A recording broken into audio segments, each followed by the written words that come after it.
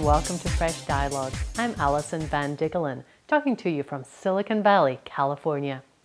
Fresh Dialogues is an interview series with a green focus. Each week I interview business leaders and celebrities.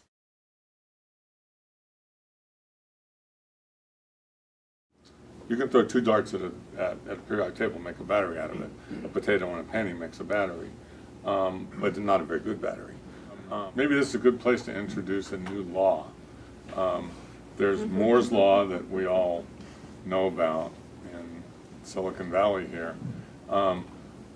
Unfortunately, Moore's Law doesn't apply. I don't know, we should call it something else. But the law is that Moore's Law doesn't apply to chemistry. It's a great physics idea. It's not a great chemistry idea.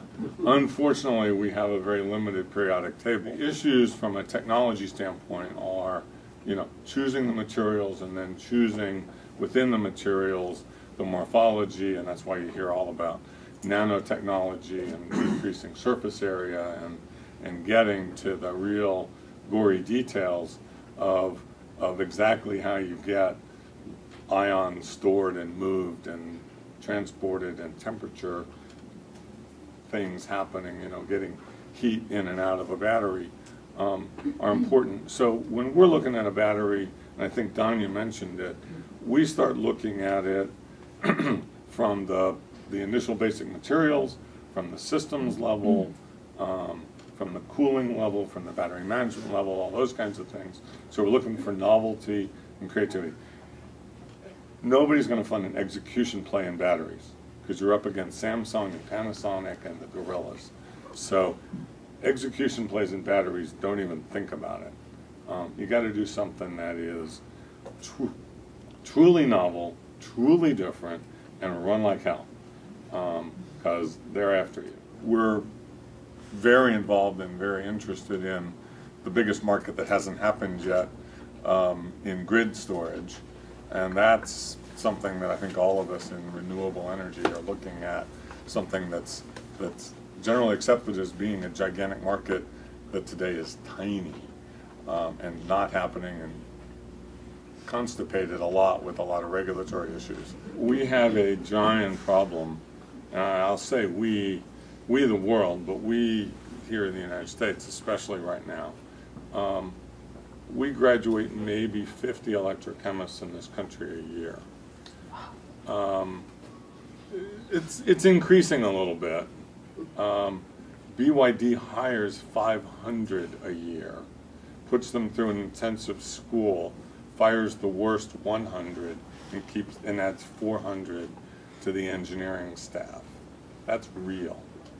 And they graduate enough that they can pick and choose those. The same thing happened in petroleum engineering for a number of years. No one studied it. It went out of favor. Why is it a hot space? I'll give you a little a mind exercise. How many lithium-ion cells are in your life today? Add up your 4 or 6 cells in your laptop and 1 in your iPhone and 1 in your iPad and a couple in your drill and a couple in your cameras. You got about 10 or a dozen, maybe. Now add, so that's a $10 billion lithium-ion market. If you have 10 or a dozen cells in your life. Now you buy a series hybrid. You have the equivalent of 500 cells in that car.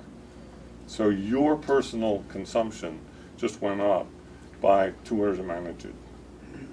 Okay? So a $10 billion market becomes a really big business.